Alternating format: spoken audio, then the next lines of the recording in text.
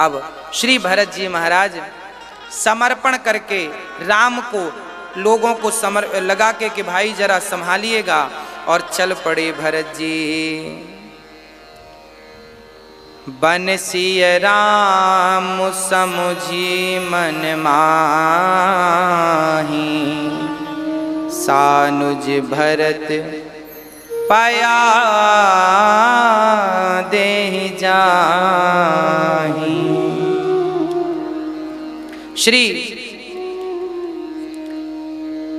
भरत जी जब चले हैं, सारे लोग रथ पर बैठ बैठ के चले हैं, सारे लोग रथ पर बैठ के, माँ कौशल्या पालकी पर, सुमित्रा माँ पालकी पर, गुरु वशिष्ठ जी रथ पर चढ़कर जा रहे हैं। सारे लोग अपने अपने वाहन से जा रहे हैं, परंतु जानते हैं सबको राम ने आगे, सबसे आगे गुरु वशिष्ठ जी हैं, उनके पीछे माता रानी है कौशल्या, सुमित्रा माँ कैकेयी, उनके पीछे सुमंत्र जी हैं, उनके पीछे प्रजा है, और उन सबके पीछे भरत जी महाराज पैदल यात्रा कर रहे हैं। सारे लोग तो रथ पर, हाथी पर, पालकी पर सवार हैं, पर धन्य है मेरे भरत, पैदल जा रहे हैं।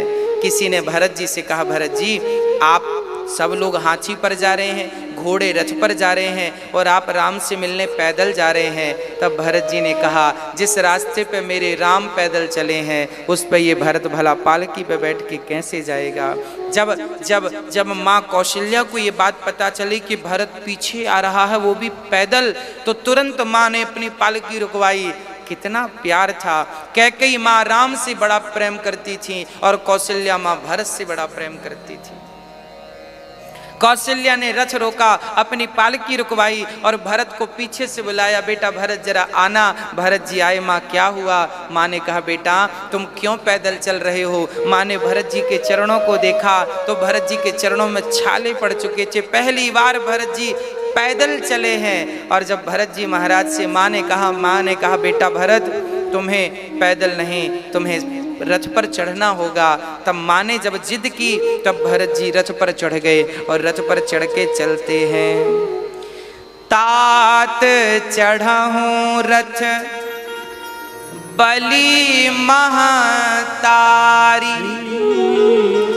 हो यही प्रिय परिवार दुखारी।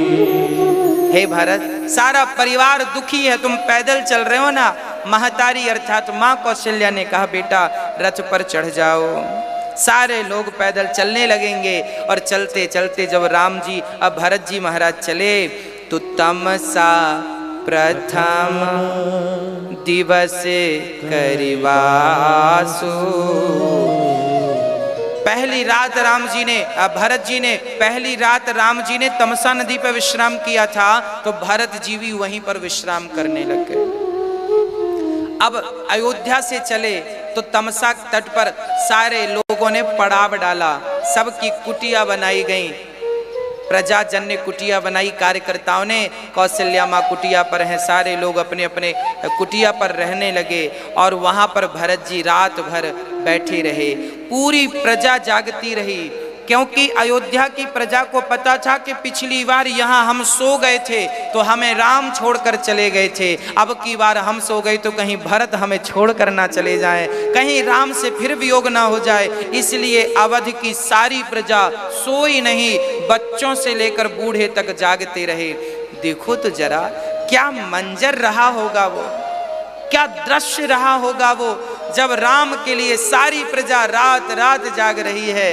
कोई खाता है तो कोई खाता ही नहीं। कोई लिखा है गोस्वामी जी ने कि भरत जी पानी भी नहीं पी रहे हैं। हाँ, तमसा नदी के तट पर जब रात विश्राम हुई, सुबह हुई, फिर चले और जब चले तो चलते चलते फिर जब शाम हुई तो कहाँ पर रुके?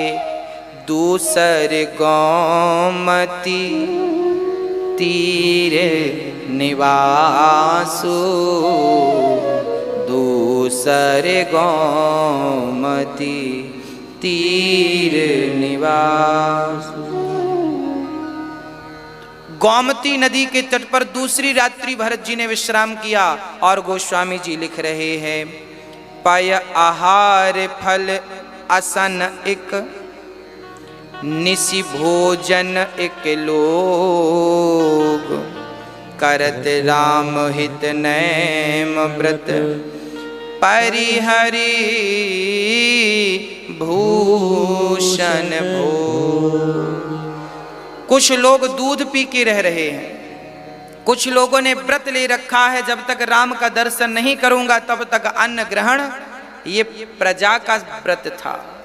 जब तक राम को इन आंखों से, अवध वाले कह रहे हैं कि जब तक राम को मैं अपनी इन आंखों से देख नहीं लेता तब तक मैं अन्न का दाना ग्रहण नहीं करूंगा।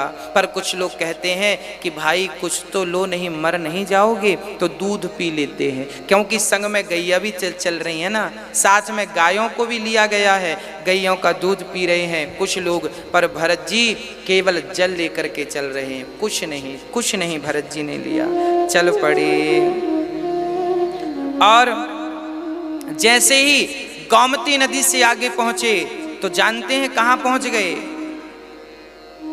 अब भगवान श्री भरत जी श्रृंगवेरपुर पहुंचे, वहां पहुंच गए जहां राम जी की निषाद राज से भेंट हुई थी।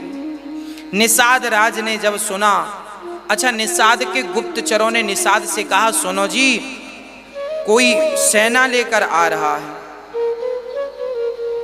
तब निषाद जी बोले, कौन? पेड़ पर चढ़कर देखा तो भरत जी नजर आए। निषाद ने तुरंत अपनी सेना को आज्ञा दी, सुनो आज हमें मरने के लिए तैयार हो जाना चाहिए। क्यों महाराज? क्योंकि आज भरत हमें लगता है राम से युद्ध करने जा रहा है, क्योंकि राम को कैकेयी ने वनवास भेज दिया तो भरत को लगा होगा कि 14 साल बाद फिर लौट के आएगा, फिर समस्या होगी, चलो जंगल में चल के सीधे निपटा ही देते हैं, ऐसा निषाद ने सोचा। और निषाद ने तलवार बिल्कुल घिसना चालू कर दिया, आज्ञा दे दिया। सारे गांव वाले धनुष बाण संभाल संभाल के बस तैयार हो गए। और क्या कहते हैं, तजाऊं प्राण रघुनाथ निहोरे, दोहु हाथ मुद मोदक मोरे। श्री निषाद राज जी कह रहे हैं कि आज हम दोनों हाथों में लड्डू लिए खड़े हैं। क्यों?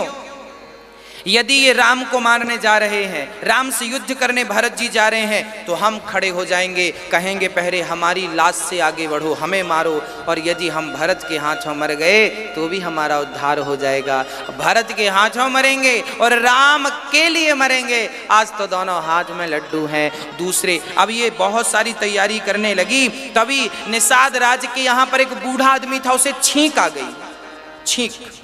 और जैसे ही छींक आई तो उस बूढ़े ने कहा, सुनो आप जैसा सोच रहे हैं हमें लगता है ऐसा बिल्कुल नहीं है। एक बार एक काम करो कि भरत राम से मिलने किस उद्देश्य से जा रहे हैं, एक बार पूछने में क्या बुराई है। तो बूढ़े का प्रस्ताव लोगों को समझ आया। हाँ, और निषाद ने क्या किया, एक थाली पर फल सजाए, एक थाली पर आहार दाल चावल रोटी सजाया, एक थाली पर बकरे का मांस सजाया, एक थाली पर मछली का मांस सजाया। 4 थालियां भरी और भरत जी की आगवानी की, भरत जी का स्वागत किया, सबको बिठाया और भरत जी के सामने 4 थालियां रख दी। बोले पाओ भोजन करो।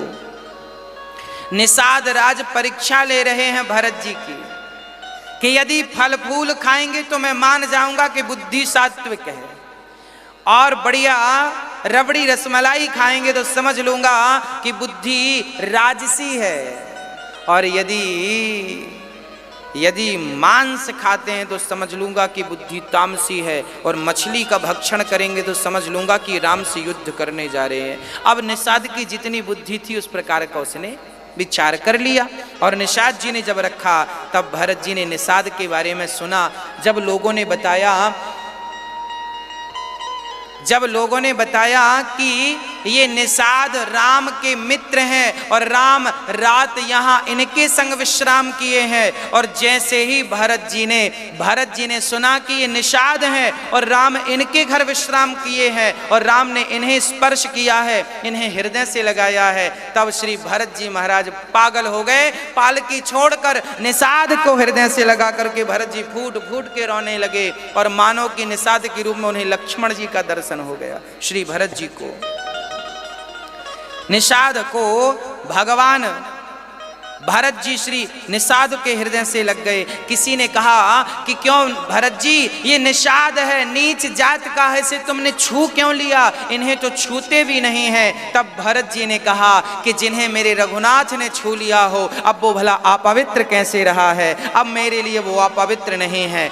याद रखना भक्तों, जात पात की जो दीवारें थीं उन्हें मेरे राम ने और उन्हें मेरे राम ने और उन्हें मेरे भरत ने उन दीवारों को तोड़ने का लाख प्रयास किया है। जो लोग कहते हैं कि ये लोग छूत हैं, भरत जी कहते हैं नाना, जिसे राम ने अपने हृदय से लगाया हो वो भला अब छूत कैसे रहा। एक बात तो बताओ कि नाले में कोई क्या अपना मुंह धुलेगा, नाले में क्या कोई डुबकी लगाएगा, नहीं। पर वही नाला जब गंगा में मिलता है तो जहां नाला मिल रहा है लोग वहीं गंगे में डुबकी लगा सकते हैं, क्योंकि वो नाला गंगा में मिलके अब गंगा हो गया है। ऐसे ही जो भगवान से नहीं मिला, भगवान का नाम नहीं लिया, तब तक वो अछूत हो सकता है, पर जिसने भगवान का नाम ले लिया वो तो पवित्र हो गया और उसे हृदय से लगाने में कोई आपत्ति नहीं है। भरत जी ने कहा छूत कौन है, अछूत कौन है। करत दंडवत देखी तेही, भरत लीन है उरलाई। मनहु लखन सन भेंटे, भई प्रेमुना हृदय समाय। लोक वेद सब भांति नीचा, जासु छाह छुई ले सींचा। तेहि भरी अंक राम लघु भ्राता, मिलत पुलक परी पूरित गाता। भरत जी ने निषाद को अपने हृदय से लगा लिया। जैसे ही निषाद ने भरत को दंडवत किया, प्रणाम किया, भरत जी ने उठाकर हृदय से लगा लिया। लिपट कर भरत जी निषाद से रोने लगे। इतना प्रेम। अच्छा बताओ, इस दुनिया में अछूत कौन है। हमारे भारत में जात पात की बड़ी दीवारें खड़ी हैं, राम ने तो खड़ी नहीं की। हमारे शास्त्रों में तो कोई दीवारें नहीं खड़ी हैं, लोगों ने अपनी मन मर्जी से खड़ी कर रखी हैं, तो हम क्या करें। राम ने तो निषाद को गले लगाया, भरत ने निषाद को गले लगाया। ये निषाद आदिवासी कोल भील थे, आज हृदय से लगकर पवित्र हो गए।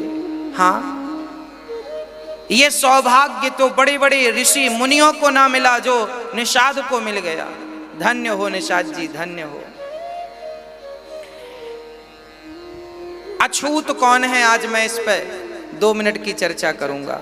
अछूत किसे कहते हैं, नीच कौन है, अछूत कौन है, आज स्पष्टता से सुन लीजिए। जिस व्यक्ति ने मानव का तन पाकर, जिसने मनुष्य का तन पाकर अपनी जिह्वा से भगवान राम का नाम ना लिया हो, अपने कानों से राम की चर्चा ना सुनी हो और जिसके हृदय में राम के प्रति प्रेम ना हो, उसे आप अछूत मानिए। ऐसों को छूने में भी पाप लगता है।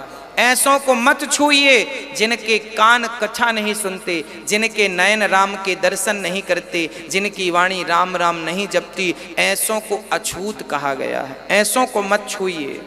हाँ, और जो भगवान का भजन करते हैं, गोस्वामी जी लिख रहे हैं, स्वपच सवर खस जमन जड़, पावर कोल किरात, राम कहत पावन परम, होत भुवन विख्यात। स्वपच